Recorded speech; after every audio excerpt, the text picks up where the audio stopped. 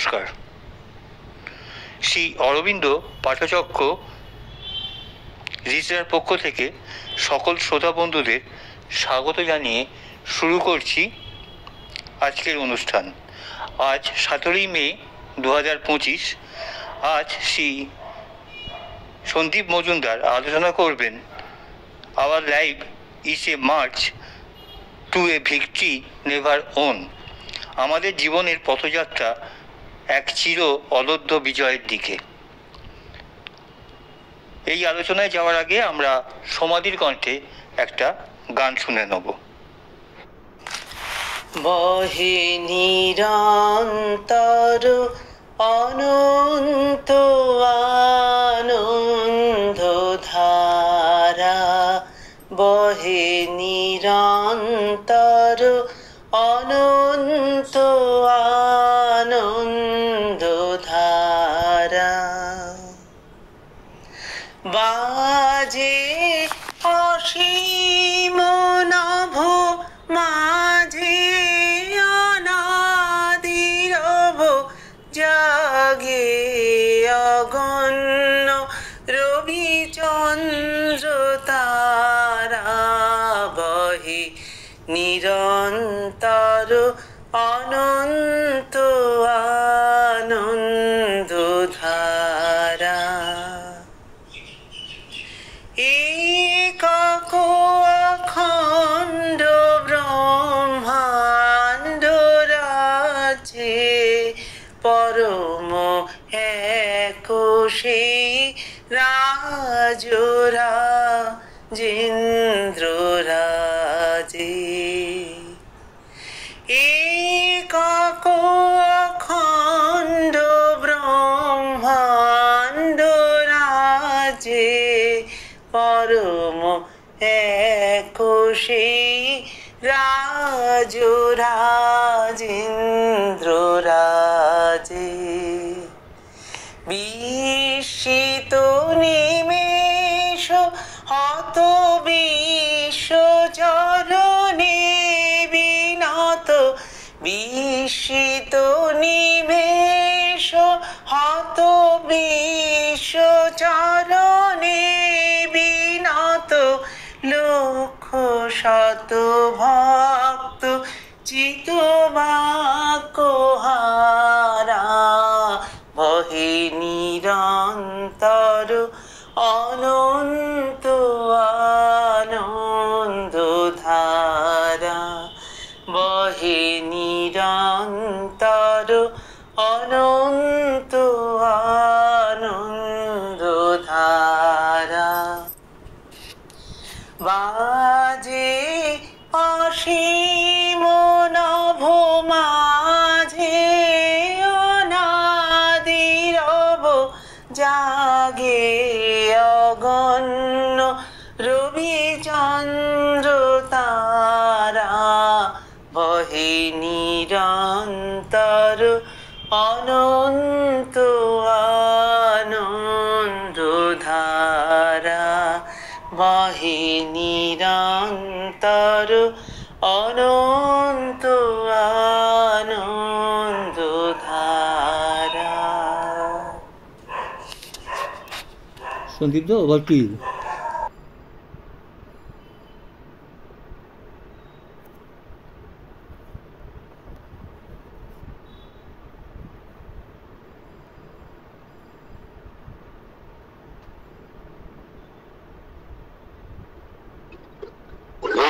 শ্রী অরবিন্দ পাঠচক্র পরিচালিত আজকের ক্লাসে আমরা উপস্থিত হয়েছি। শ্রী অরবিন্দের মহাকাব্য সাবিত্রী থেকে আমরা একটি মাত্র লাইন নির্বাচিত করি প্রতি মাসে, এবং সেখান থেকে আমাদের সামর্থ্য অনুযায়ী আমরা খুব গভীরে বোঝার চেষ্টা করি যে শ্রী অরবিন্দ এর মধ্যে দিয়ে সাবিত্রীতে কি বলতে চেয়েছে। আজকের যে চ্যাপ্টারটি আমরা রয়েছি সেটা হচ্ছে বুক 2 canto 6 kingdoms and godheads of the greater life, অর্থাৎ বৃহত্তর প্রাণলোক সব এবং তাদের দেববৃন্দ। এই যে এখানে বৃহত্তর প্রাণলোক সব এবং তাদের দেববৃন্দ বলছেন, এগুলো সব বাইরে থেকে খুঁজে পাওয়া যায় না, এগুলো হচ্ছে চেতনার এক একটি স্তর।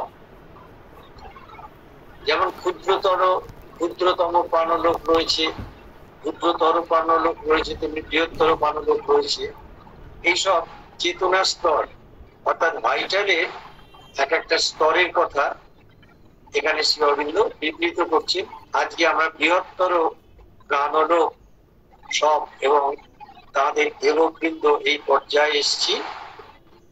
পেজ 199, লাইন 31, শ্রী অরবিন্দ বলছেন, our life is a march to a victory never won. আমরা যদি একটুখানি ধৈর্য ধরে অল্প অল্প করে পড়ি, তাহলে আমরা প্রথমে বলি আওয়ার লাইফ, অর্থাৎ আমাদের যে জীবন, যে জীবনে আমরা চলেছি,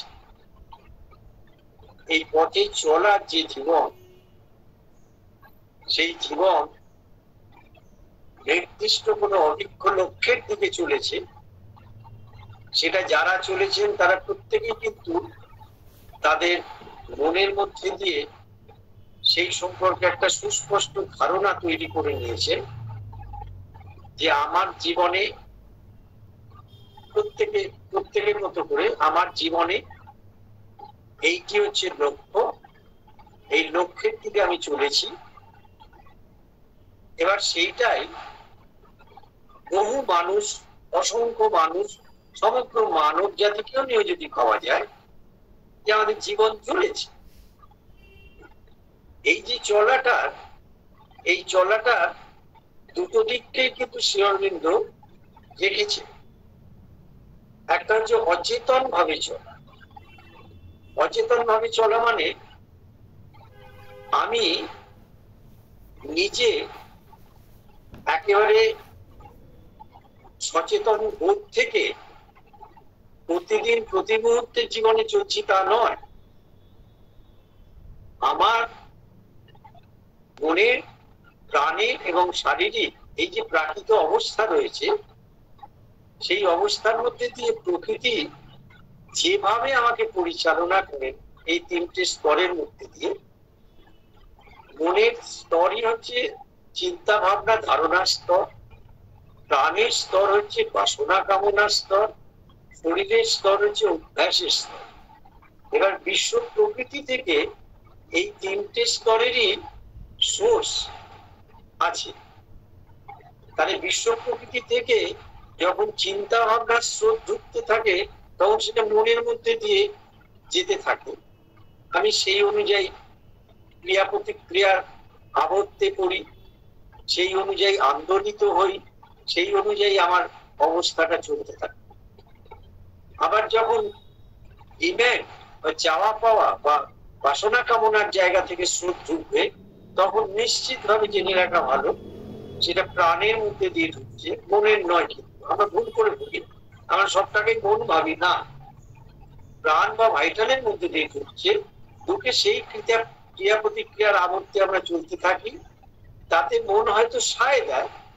হ্যাঁ, সেই কারণে আমরা সেই সময় যে ক্রিয়ার মধ্যে থাকি, সেই সময় সেই ক্রিয়া প্রতিক্রিয়ার আবর্তে চলতে থাকি। এইরকম শারীরিক যে ক্রিয়া, সেটা অভ্যাসগত ধারা বিশ্ব প্রকৃতির থেকে, বাইরের থেকে আমাদের মধ্যে প্রবেশ। শ্রী অরবিন্দ যে বলছেন আমাদের জীবন মানে প্রতিদিন আমরা জীবনের মধ্যে দিয়ে ঘুম থেকে ওঠা থেকে ঘুমানো পর্যন্ত যেসব চিন্তা ভাবনার মধ্যে দিয়ে, যেসব চাওয়া পাওয়ার মধ্যে দিয়ে, যেসব অভ্যাসের মধ্যে দিয়ে, যেসব কর্তব্য কর্মের মধ্যে দিয়ে, যেসব মানুষের সাথে যোগাযোগের মধ্যে দিয়ে, ইত্যাদি ইত্যাদি, এই যে স্রোতের মধ্যে চলেছি, সেইখানে আমরা আমাদের জীবনটাকে নিয়ে যে চলেছি, এই চলাটাই হচ্ছে জীবন। এই চলাটা থেমে গেলে কিন্তু বলা হয় যে জীবনের মধ্যে কেউ মৃত্যুবৎ অবস্থায় আছে, অথবা মৃত্যু হয়ে গেলে এই চলাটা থাকবে না।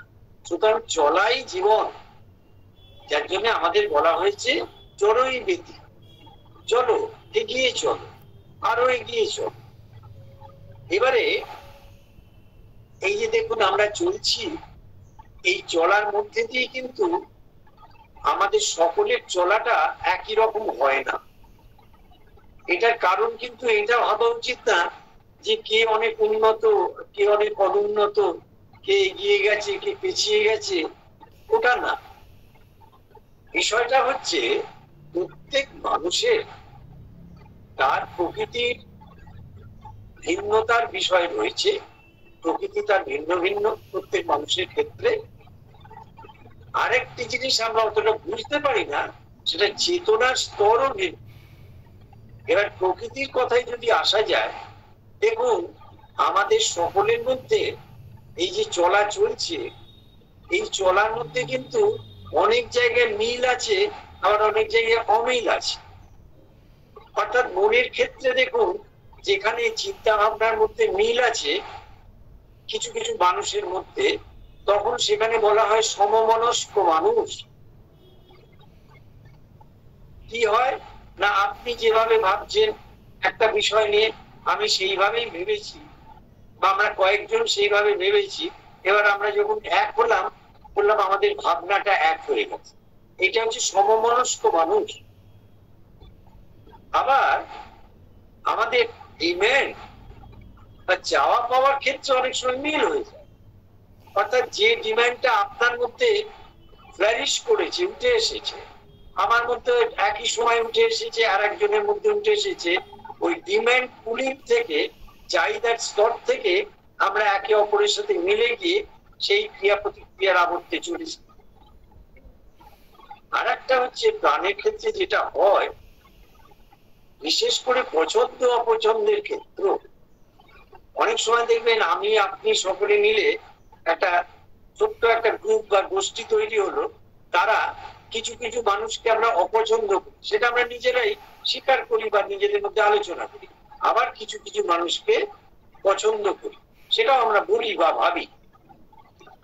এইরকম কিছু মিল মনের মধ্যে দিয়ে পাওয়া যায়, আবার কিছু অমিল পাওয়া যায়, আবার কিছু প্রাণের মধ্যে দিয়ে মিল পাওয়া যায়, আবার অমিল পাওয়া যায়। শরীরের অভ্যাসের ক্ষেত্রেও তাই। দেখুন একটা তো কমন ফ্যাক্টর কাজ করে, যখন মানুষ সৌন্দর্যায়নের বিষয়ে সচেতন হয়, কারণ শরীরের মধ্যে ভগবানের সৌন্দর্য প্রস্ফুটিত হবে।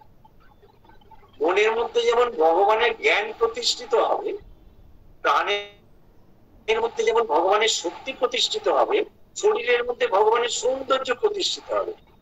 এবারে আমরা বাইরের জীবনেও যখন এই সৌন্দর্যায়নের মধ্যে দিয়ে যাই, তখন জেনে রাখবেন আমরা একবারে একই রকম পোশাক পরিচ্ছদ, একই রকম সাজগোজ, এইসবের মধ্যে দিয়ে নিজেদের মিল খুঁজে পাই। আবার অমিলও থাকতে পারে, বৈপরীত্য থাকেই প্রকৃতির ক্ষেত্রে। এখন এই যে সমগ্র জীবনটাই যে চলেছে, সেই চলাটা শ্রী অরবিন্দ আমাদের কাছে এমন একটা ব্যক্তিতে নিয়ে গেলেন, সেটা আমাদের এই যে আটকৌড়ে জীবন, এই ধরুন সকাল থেকে উঠে আমরা কি খাওয়া দাওয়া করব, তার জন্য তোড়জোড় করা, তার জন্য ব্যবস্থা করা, তার জন্য কর্ম করা, তার জন্য সমস্ত কিছু সময়টা চলে যাচ্ছে। তারপর ধরুন কি পোশাক পরিচ্ছদ করবো, আমরা কোথায় থাকছি, সেই যে ছাদটা রয়েছে, সেই যে আশ্রয়টা রয়েছে, সেখানকার একটা ব্যবস্থাপনার বিষয় রয়েছে।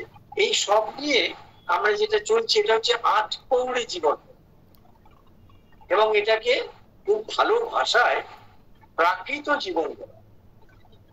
এই প্রাকৃত জীবন থেকে মানুষের মধ্যে তার বুকের গভীরে যখন একটা সারা জাগে যে এইটাই কি জীবন, এই যে জীবনের মধ্যে দিয়ে চলেছি, এই একই রকম থোর বড়ি খাড়া, খাড়া বড়ি থোর, একই আবর্তের মধ্যে চলেছি, একই দিনের প্রতিদিনের চর্বিত চর্বণের মধ্যে চলেছি, এটাই কি জীবন? তখন ওই বুকের গভীর থেকে একটা মৌলিক প্রশ্ন আসে যে না, একটা মহত্তর, একটা ঊর্ধ্বতর, একটা গভীরতর, একটা বিস্তৃততর জীবন আছে? যে জীবনের লক্ষ্যের কথা শ্রী অরবিন্দ মহাগ্রন্থে বলেছেন মহান ও দুরূহ লক্ষ্য, এই সেই মহান ও দুরূহ লক্ষ্যের যে অভিষ্ট পথ, সেই পথের দিকে আমরা সবাই চলেছি। Hour life is a March. আমাদের জীবন সেই সমস্ত জীবনটাকে নিয়ে, সমস্ত চলার মধ্যে দিয়ে সে চলেছে। এই চলাটাকে তিনি বলছেন একটা পদযাত্রা, মার্চ, মার্চ অনওয়ার্ড।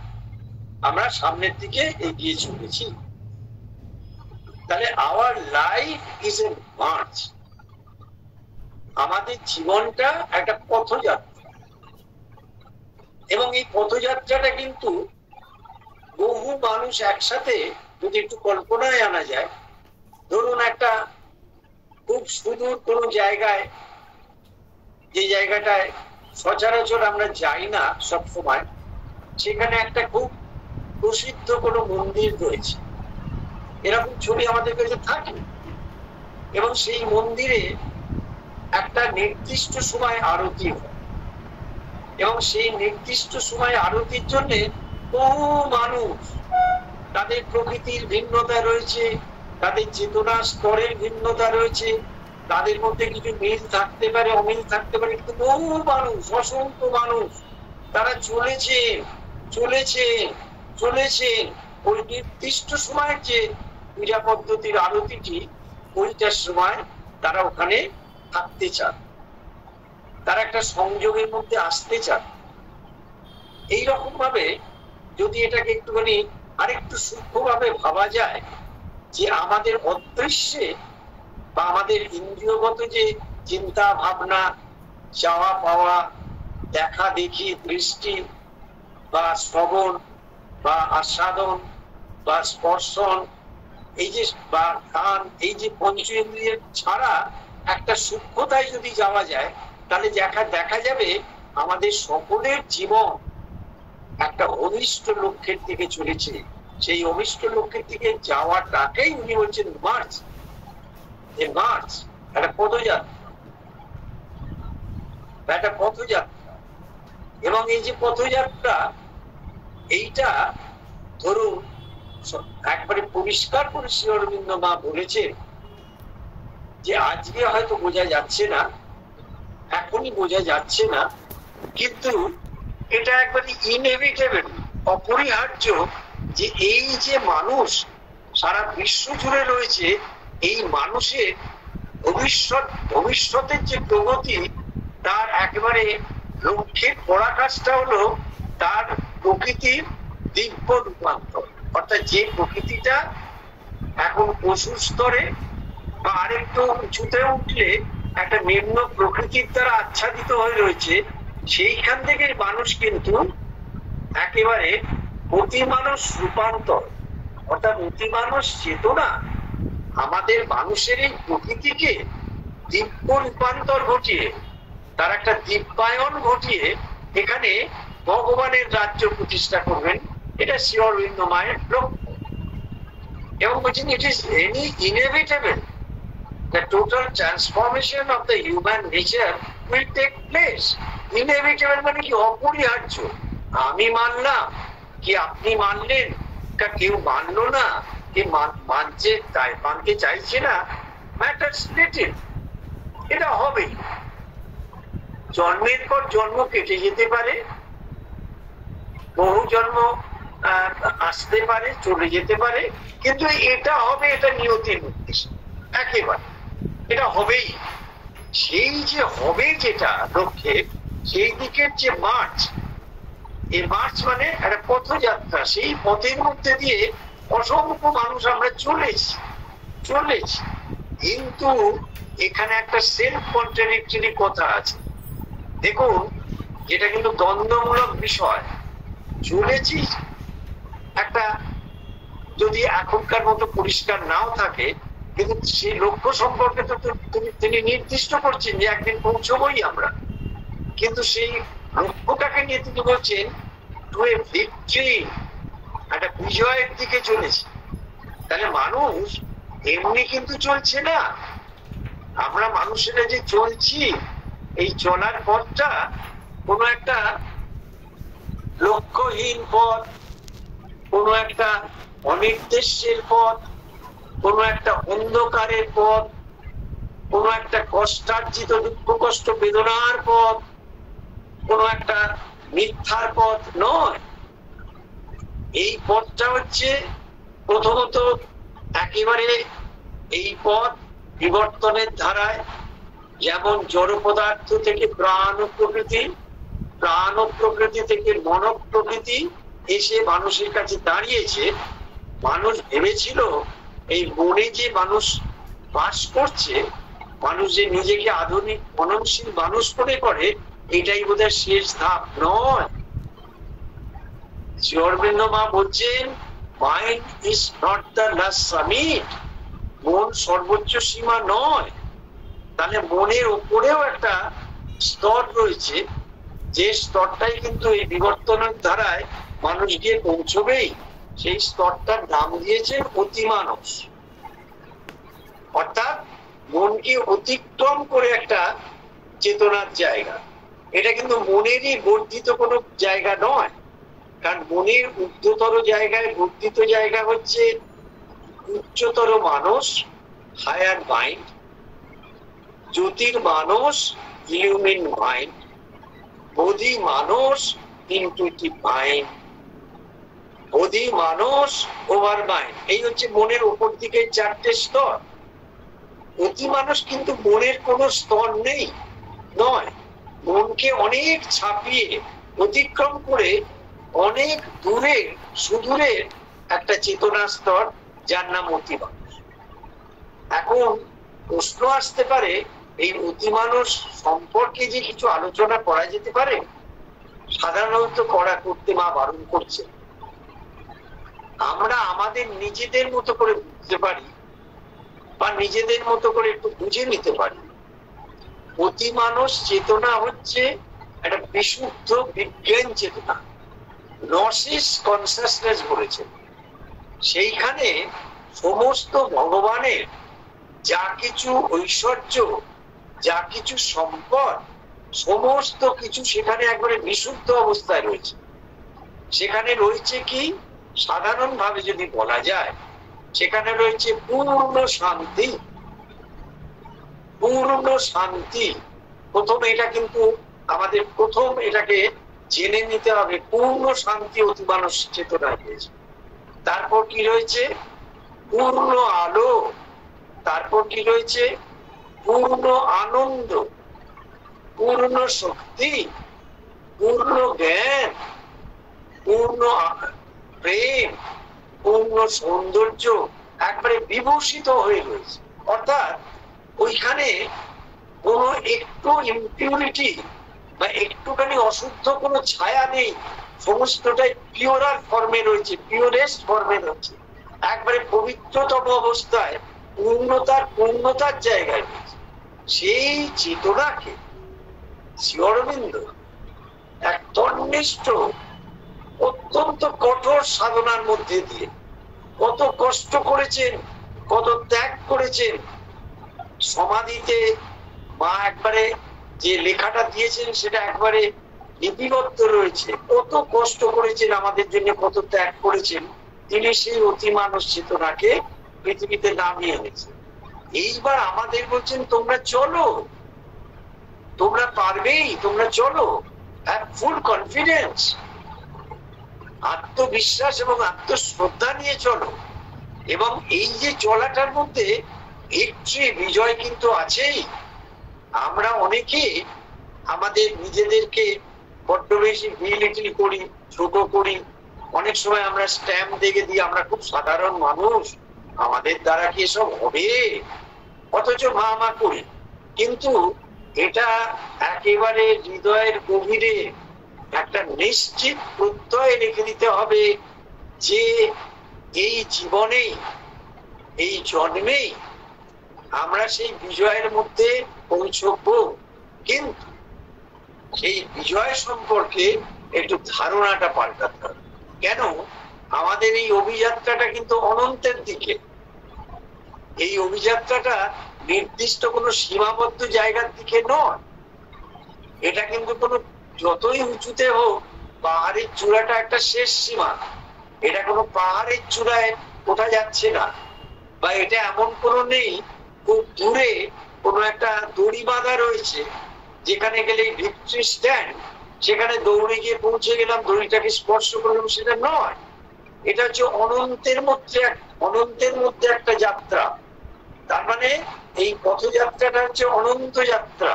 সেই অনন্ত যাত্রায় কিন্তু কোনো সীমাবদ্ধতা নেই, কোনো চূড়া নেই, কোনো দড়ি বাঁধা নেই, কোনো সীমানা নেই। তাই যখনই সেখানে গিয়ে একটা বিজয়ের জায়গায় পৌঁছানো গেল, তখনই দেখা গেল একবারে পরিষ্কার অধ্যাত্ম চিত্রনায় বলছে, তুমি নিজেই দেখতে পাবে অনন্ত আরেকটু যেন পিছিয়ে গেল। ভগবান তো অনন্ত, তিনি লীলায় আমাদের সহচর হিসেবে ধরেছেন, তিনি আমাদের সাথে খেলা করছেন। যেই আমরা এগিয়ে গেলাম, তিনি আরেকটুখানি বিস্তৃত, আরেকটু গভীরতর, আরেকটু উন্নততর, আরেকটু মহত্তর হয়ে আর একটা প্রকাশের মধ্যে আমাদের নিয়ে যাওয়ার জন্য এলেন। আবার যখন আর একটা বিজয়তে গিয়ে পৌঁছলাম, সেই বিজয়টা কিন্তু সেই রকম হলো যে তারপরেও কিছু রয়ে গেল। এইটা হচ্ছে সাধারণ, মানে আমি যেটা বলবো এটা খুব কঠিন না, এটা সাধারণ ভারতবর্ষের প্রাচীন কালের যে ঋষিদের ধারায় অধ্যাত্ম সাধনা, সেই সাধনায় বলাই রয়েছে ভগবান অনন্ত, তুমি যত অনন্তের দিকে যাবে অনন্ত তত পেছিয়ে যাবে, তোমাকে আরো বুকে করে আরো আরো আরো এগিয়ে নিয়ে চলে যাবে, পরে আরো আরো আরো দাও কা, তার শেষ নেই, তার সীমা নেই। সুতরাং আমাদের এই যে বিজয়ের মধ্যে দিয়ে আমরা যাচ্ছি, সেটাকে তিনি লাস্টে বললেন নেভার ওন, যেটাকে নলিনীদা বলেছেন চির অলব্ধ। চির অলব্ধ মানে কি? চির অলব্ধ মানে হচ্ছে যে যেটাকে পাওয়া যায় না, যেটা আমাদের যতই আমরা এগোই না কেন আমরা দেখতে পাবো যে সেই জায়গাটা যে পৌঁছলাম এরপরে আরো আছে, আরো আছে, আরো আছে। এবং তখন এমন একটা চৌম্বক আকর্ষণ হয়ে যায়, তখন পেছন ফেরা তো দূরের কথা, আনন্দের স্রোতে শুধু ভেসে যাওয়া, শুধু আনন্দের স্রোতে ভেসে যাওয়া। আমি একটুখানি রেফার করছি, যদিও সেটা খুবই পার্থিব বিষয়, তবুও সেখানে চলচ্চিত্রকার যিনি ডিরেক্টর ছিলেন সেখানে অনেকটা ফুটিয়ে তুলেছিলেন। একটা সিনেমা এসেছিল, আপনারা যদি কেউ দেখে থাকেন তাহলে কিছুটা মিল ঘটাতে পারবেন। সিনেমাটার নাম হচ্ছে পার, আর সেই সিনেমাটা পরিচালক ছিলেন গৌতম ঘোষ। সেই পাড়ের নায়ক নায়িকা ছিলেন নাসিরুদ্দিন এবং নায়িকা ছিলেন শাবানা আজমি। এবারে এই দুজনে খুব গরিব ঘরের মানুষ, তারা কোনো একটা নিশ্চিত সাফল্যের জন্য দৌড়চ্ছে।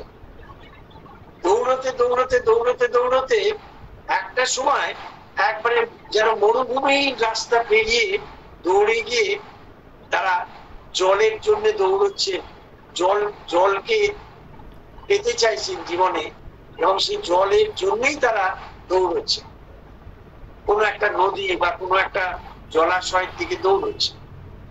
কিন্তু দৌড়তে দৌড়তে একটা সময় তারা এসে বলছেন যে আমরা পেয়ে গেছি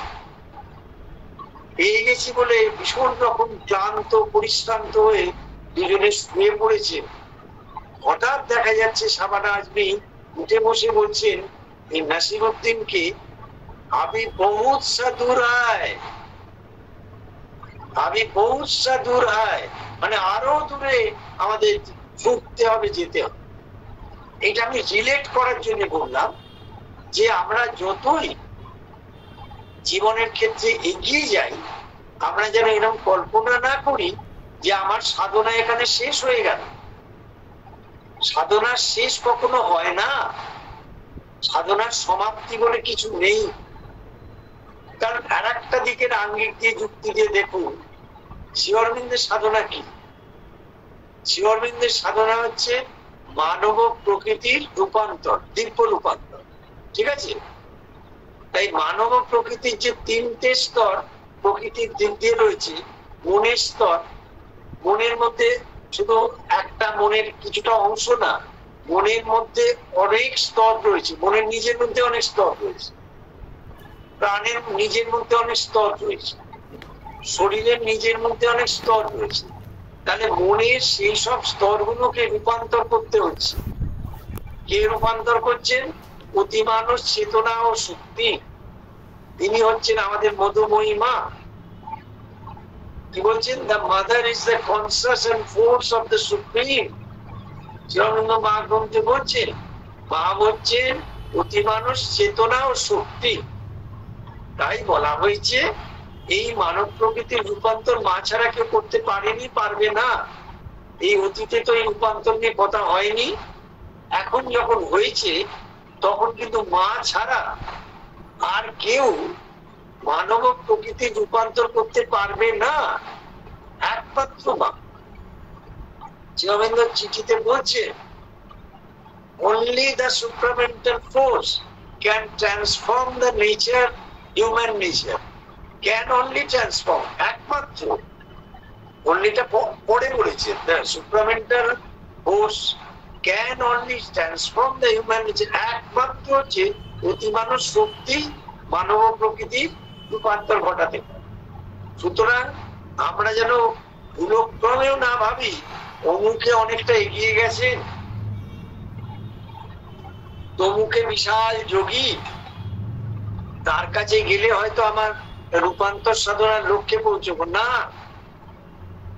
সরি টু সে, যারা অগ্রণী সাধক সাধিকা তারা পথ সম্পর্কে প্রচুর অভিজ্ঞতার কথা বলে দেন, যেটা আমাদের সুবিধাজনক হয়, কিন্তু প্রকৃতির রূপান্তর মা ছাড়া কেউ করতে পারবে। তাহলে এইবার দেখুন এই মনের প্রকৃতির এত রকম জাল জঞ্জাল, সেটা রূপান্তর হচ্ছে। এখন একটা প্রশ্ন আসতে পারে, মনের প্রকৃতির সমস্ত রূপান্তরের পরে কি প্রাণ প্রকৃতির রূপান্তর শুরু হয়? না। আমরা আমাদের প্রকৃতির যে যে অংশগুলো মায়ের কাছে তুলে ধরি, সেই সেই অংশগুলোতে মা কাজ করেন। মা তার শক্তি, আলো বা সমস্ত দিয়ে সেইগুলোকে পরিবর্তিত করতে করতে রূপান্তরিত করেন, দিব্যে রূপান্তরিত করেন। তা ধরুন আমি মনের একটা অংশ খুলেছি, এট এ টাইম প্রাণেরও একটা অংশ খুলেছি, এট এ টাইম শরীরেরও একটা অংশ খুলেছি।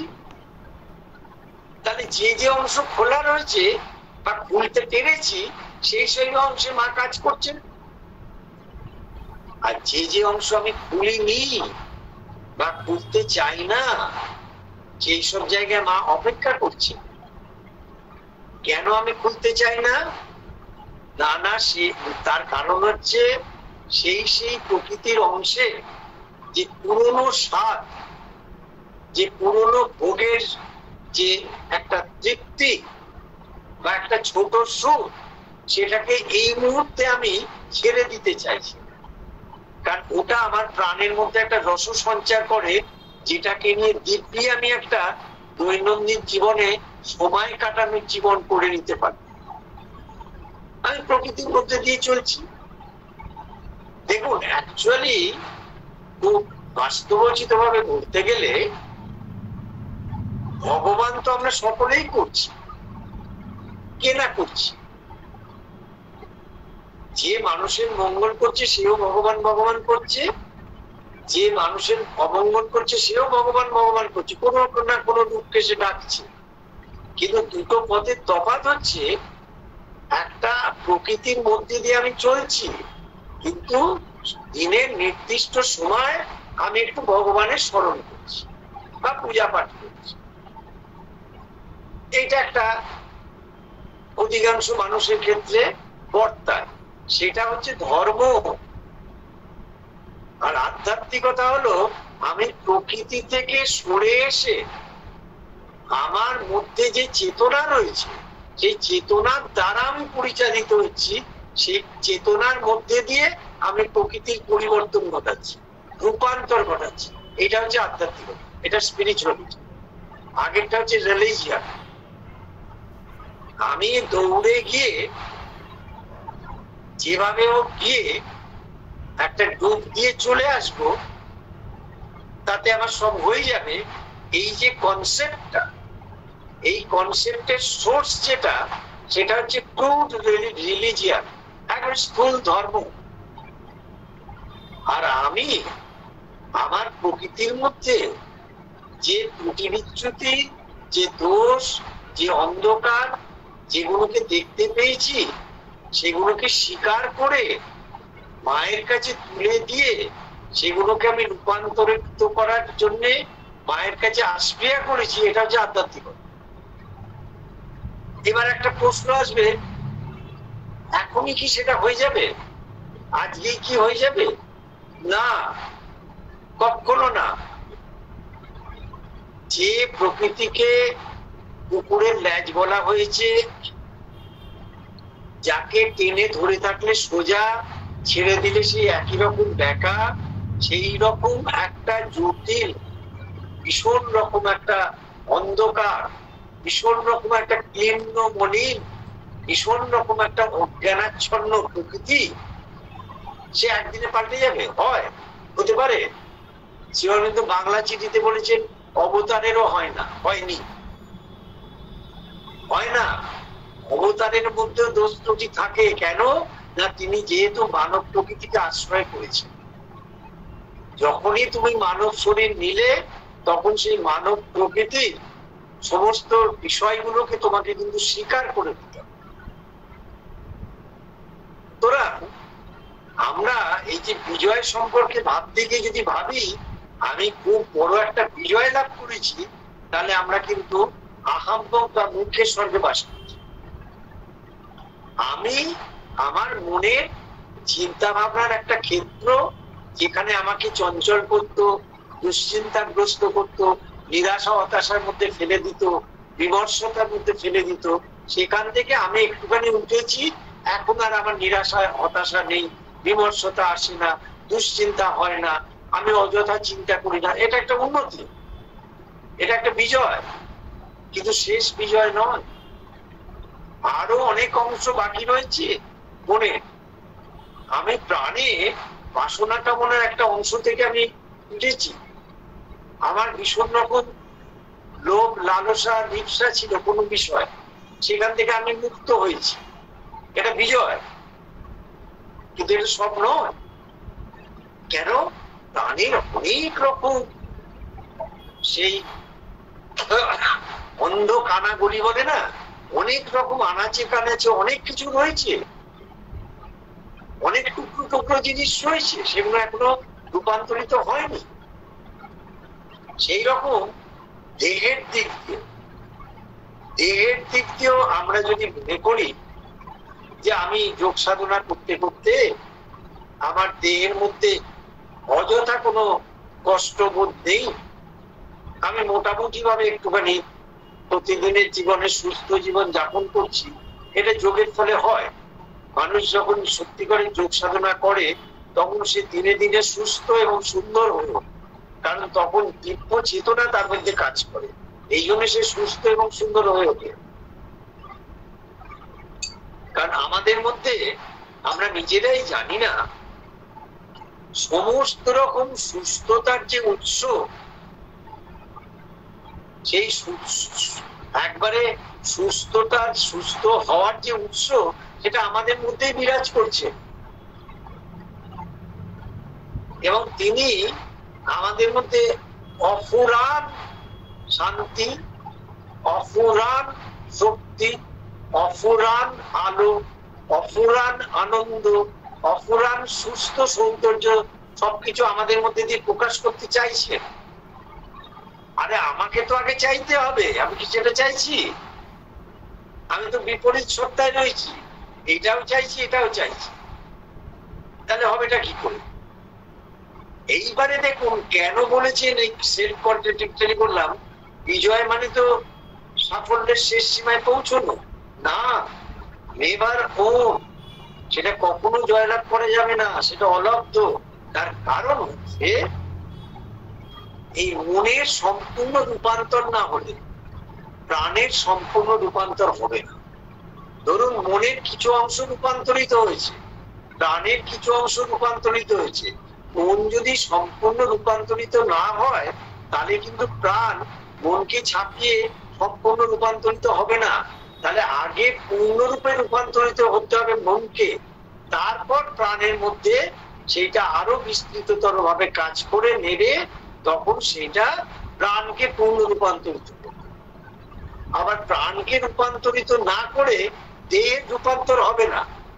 একবারে সিস্টেমেটিক হইতে দেখুন নামছে অঙ্কের নিয়মে, যেমন আমরা সিঁড়ি ভাঙা অঙ্ক করে ঠিক সেইভাবে এবার প্রাণের সম্পূর্ণ রূপান্তর ঘটলে তবেই কিন্তু শরীরের রূপান্তর ঘটবে। কেউ যদি মনে করেন যে আমার প্রাণের রূপান্তরের আগে শরীরটা একবারে আমি পবিত্র করে নিয়েছি, শুদ্ধ করে নিয়েছি, রূপান্তরিত হয়ে যাবে, না। প্রাণ পূর্ণ রূপান্তরিত হলে তবে শরীর রূপান্তরিত। তাহলে এই যে রূপান্তরের সাধনায় মন পূর্ণরূপে রূপান্তরিত হবে, প্রাণ পূর্ণরূপে রূপান্তরিত হবে, শরীর পূর্ণরূপে রূপান্তরিত হবে। এখন পৃথিবীতে পরিপূর্ণরূপে রূপান্তরিত মন প্রাণ শরীরে কেউ কি একজন আছেন? নেই। শ্রী অরবিন্দ মা থাকাকালীনও ছিলেন না। শ্রী অরবিন্দ অনেক অনেক অনেক অনেক কষ্ট সহ্য, অনেক ত্যাগ করে, অনেক বেদনার মধ্যে দিয়ে গিয়ে, অনেক রক্তক্ষরণের মধ্যে দিয়ে গিয়ে শারীর চেতনার উন্মেষ ঘটিয়ে দিয়েছেন। মা সেই শারীর চেতনাকে এতদূর নিয়ে চলে গেছিলেন যে সেখানে ট্রান্সপারেন্সি দেখা যাচ্ছিল, অর্থাৎ ভগবত চেতনা চামড়ার মধ্যে দিয়ে বেরিয়ে আসছে। শ্রী অরবিন্দেরও তো তাই হয়েছে, কিন্তু পূর্ণ দেহের রূপান্তর হয়নি। সুতরাং সেই কাজটা এখনো চলছে। তাই তিনি বলছেন our life is a march to a victory.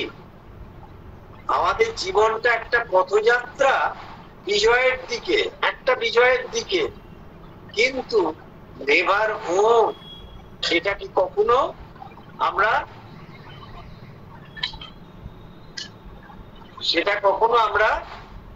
জয় করতে পারি না। কারণ তার দুটো আমরা জায়গা দেখিয়ে বোঝাবার জন্য উল্লেখ করলাম। একটা হচ্ছে ভগবানের পথে যাত্রা হচ্ছে অনন্ত যাত্রা, ভগবান যেহেতু অনন্ত, যত এগোবো তত অনন্ত পিছিয়ে যায়। কারণ আমাদের যতটা আমরা বৃহত্তর জায়গায় গেছি, যতটা আমরা মহত্তর জায়গায় গেছি, যতটা আমরা উচ্চতর জায়গায় গেছি, যতটা আমরা আপনার গভীরতর জায়গায় গেছি, তারপরেও কিন্তু তা আছে। তাই এইখানে যে বৃহত্তর প্রাণলোক বলছেন, এরপরে বৃহত্তম প্রাণলোকও আছে। এবং এই যে বলছেন দেববৃন্দ, এই দেববৃন্দ প্রত্যেক চেতনার স্তরে জীবন্ত জাগ্রত হয়ে এক একজন দেবতা বা দেবী সেখানে বিরাজ করেন এবং তারা সাহায্য করেন ওই অতি মানুষের দিকে নিয়ে যাওয়ার জন্য। প্রত্যেক স্তরে আছে, ইন্দ্র আছেন, বরুণ আছেন, সবাই আছে। এবারে আমাদের প্রশ্ন আসতে পারে যে তাহলে এই পূর্ণ রূপান্তর না হলে এটা কতদিন ধরে চলবে? কারণ এর তো তাহলে শেষ নেই। হ্যাঁ, শ্রী অরবিন্দ এমন কথাও বলেছেন যে আজকে যেমন মানুষ জড় থেকে প্রাণ হয়ে জীবকুলের মধ্যে দিয়ে, মননশীলতার মধ্যে দিয়ে মানুষ হয়েছে, বা মানুষেরও স্তরে পশু মানব, গুহা মানব হয়ে আধুনিক প্রযুক্তিগত মানুষ হিসেবে দাঁড়িয়েছে, সেই মানুষের মধ্যে দিয়েই নতুন একটা প্রজাতি বেরিয়ে আসে। এবং সেই প্রজাতি হলো অতি মানুষ চেতনায় সমৃদ্ধ মানুষ, কিন্তু তা কি সকল মানুষকে নিয়ে হবে না। প্রকৃতির বিবর্তনের মধ্যে যখন প্রাণ প্রকৃতি থেকে মানুষ বেরিয়ে আসলো, তখন সমস্ত প্রাণ প্রকৃতিটাকে মানুষ হয়নি, কতিপয় মানুষ বেরিয়ে এসছে মনকে ধরে। তারপর সেইটা বিবর্তনের ধারায় বাড়তে বাড়তে আজকে সারা পৃথিবীতে 700 কোটি। এখন এই 700 কোটির মধ্যে কতিপয় কিছু নতুন প্রজাতি মানুষ বেরিয়ে এসছে, আসতে চলেছে, আসবে, এবং তারা হচ্ছেন অতি মানুষ, চেতনায় সমৃদ্ধ মানুষ, এবং তারাই এরপরে আগামী পৃথিবীকে তারা ডমিনেট করবেন, পরিচালনা করবেন। কেন? আগে জ্বর যখন ছিল তখন জ্বরের একাধিপত্য ছিল, সারা বিশ্ব জুড়ে প্রপঞ্চময় জড়পদার্থের বিস্তৃততর ক্ষেত্র ছিল। তখন সেই জ্বরের মধ্যে দিয়ে বিভিন্ন ক্রিয়া প্রক্রিয়ার মধ্যে দিয়ে, বিবর্তনের মধ্যে দিয়ে এবং প্রাণের সঞ্চার হলো। তখন এককোষী দ্বিকোষী হয়ে, অ্যামিবা হয়ে আস্তে আস্তে প্রাণ প্রকৃতির মধ্যে দিয়ে প্রাণিক সব জীবন তৈরি হলো, জীবজন্তু তৈরি হলো, উদ্ভিদ তৈরি হলো। এবারে সেইখান থেকে আবার ক্রিয়া প্রতিক্রিয়ার মধ্যে দিয়ে সহস্র বছর ধরে বিবর্তনের মধ্যে দিয়ে যেতে যেতে মনের উদ্ভব ঘটলো প্রাণের মধ্যে দিয়ে, এবং সেখান থেকে মনোপ্রকৃতি প্রকাশ ঘটলো। কিছু কিছু মানুষ গড়ে উঠলো। দেখা গেল সেই মানুষই কিন্তু এই জ্বর এবং প্রাণকে নিয়ন্ত্রণ করতে শুরু করলো। এখন কিন্তু জ্বর বা প্রাণ মানুষকে নিয়ন্ত্রণ করে না, এখন মানুষই কিন্তু জ্বর আর প্রাণকে নিয়ন্ত্রণ করে তার জীবনের ব্যবহারিক এবং চেতনার জায়গায় তার যে যাত্রাপথ সেখানে সুগম করার জন্য। পার্থিব জীবনেও তাই, জীবনটাকে যাতে সুখতর সুগম করে তোলা যায়, তেমনি আধ্যাত্মিক জীবনেও তাই সে জ্বরকে এবং প্রাণকে ব্যবহার করছে সেই অভিষ্ট লক্ষ্যে পৌঁছানোর জন্য। কেন? না রূপান্তরের মধ্যে দিয়ে সে নতুন একটা মানুষ হয়ে বেরিয়ে আসতে চাইছে। এই যে নতুন মানুষ, এই নতুন মানুষটা আমাদের হতে হবে।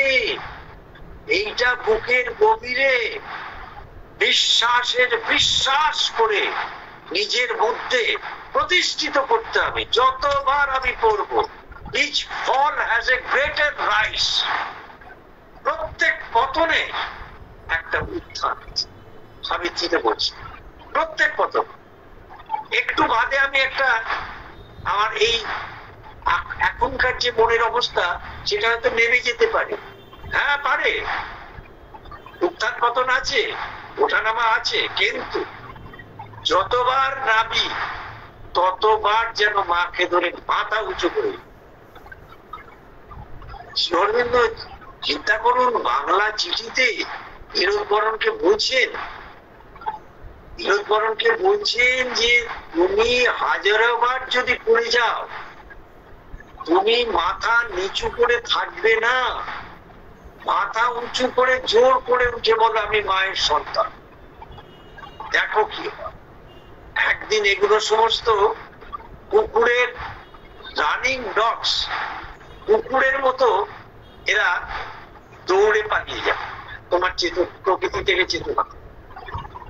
সুতরাং এই যে কথাটা তিনি বলেছেন, দেখুন তিনটে ভাগ করা গেল এই সেন্টেন্সে। একটা হচ্ছে আওয়ার লাইফ, তিনটে গেল, চারটে। একটা আওয়ার লাইফ, আমাদের জীবন, ইজ এ মার্চ, একটা পথযাত্রা। সেকেন্ড এটা, 3 নম্বর কি, টু এ ভিক্টরি, একটা বিজয়ের মধ্যে চলেছে। শেষ একটা ভীষণ কন্ট্রাডিক্টরি। অনেকে আবার বলবেন ফ্রাস্ট্রেটেড হয়ে যাবে। এটা কি কথা? এটাই আসল কথা। আমাদের এই পথ চলাতেই আনন্দ। পথের শেষ দেখার জন্য আমি উন্মুখ হয়ে থাকবো তা নয়, আমার এই পথ চলাতেই আনন্দ। এবং নেভার ওন, এটা হচ্ছে আর একটা সেগমেন্ট। এই সেন্টেন্সে 4টে সেগমেন্ট তৈরি করলাম। প্রথম সেগমেন্ট কি, আওয়ার লাইফ, আমাদের জীবন, যে জীবনে আমরা চলেছি। শ্রী অরবিন্দ মাকে লক্ষ্য করে অভিষ্ট লক্ষ্যের দিকে আমরা চলেছি। প্রত্যেকের চেতনা এবং প্রকৃতির ভিন্নতা অনুসারে তাদের সাধনাও আলাদা। ইজ এ মার্চ, একটা পথযাত্রা, second segment. To a victory, একটা বিজয়, থার্ড সেগমেন্ট, নেভার ওন, কখনোই তা পাওয়া যাবে, কখনোই তা জেতা যাবে। কেন না, অনন্ত পথের যে যাত্রা, অনন্ত পথের তো কোনো সীমানা নেই। অনন্তের মধ্যে দিনে দিনে ধীরে ধীরে বাড়তে বাড়তে, এত বাড়তে বাড়তে, এত মহৎ হতে হতে একদিন অনন্ত হয়ে গিয়ে একাত্ম হয়ে যাবে। একেবারে দেখুন, শ্রীরামকৃষ্ণ কথাবৃতে মিশিয়ে দিয়েছে, মিলিয়ে দিয়েছে। নুনের পুতুল সমুদ্রে চান করতে গেছে বা নেমেছিল, সে সমুদ্রে মিশে গেল। সেই রকম অনন্ত যাত্রায় যত এগোবো তত অনন্ত আমাদেরকে একাত্ম করে নিয়ে আরো অনন্তের দিকে নিয়ে চলবে। সেই রকম আর একটা দিকের আঙ্গিক কি, প্রকৃতির রূপান্তর। যতদিন না মনের রূপান্তর হবে সম্পূর্ণভাবে, ততদিন প্রাণের রূপান্তর সম্পূর্ণতা পাবে না। যতদিন না প্রাণের রূপান্তর সম্পূর্ণ হবে ততদিন দেহের রূপান্তর সম্পূর্ণতা পাবে না। তাহলে মনের রূপান্তরের পূর্ণতা, প্রাণের রূপান্তরের পূর্ণতা, শরীরের রূপান্তরের পূর্ণতা, এই যে অভিযাত্রা, এই যে মার্চ ফরওয়ার্ড বা বলেছে, এটা শেষ নেই, এটা সীমা নেই। এবং এটা কখন হতে পারে, কিভাবে বুঝবো হতে পারে, যখন দেখা যাবে ব্যক্তিগত সাধনায় প্রকৃতির কোন একটা জায়গাকে অতিক্রম করা গেল। মানুষ মর্ত সীমাকে যখন ভেঙে দেবে, চুন নিল মর্ত সীমা বলছে, মর্ত সীমা যখন ভেঙে দেবেন তখন কিন্তু সেই মানুষ ওই নতুন মানুষের পথে গড়ে ওঠার জন্য এগিয়ে চলেছে। আমরা এইখানে একটা বাস্তব ঘটনাকে বা বাস্তব বিষয়গুলোকে দিয়ে একটুখানি আলোচনা করতে পারি। যে দেখুন, যেখানে এত বড় কথা বলছে সেখানে এই বাস্তব পৃথিবীটা কোথায় দাঁড়িয়ে রয়েছে, রূঢ় বাস্তব পৃথিবী।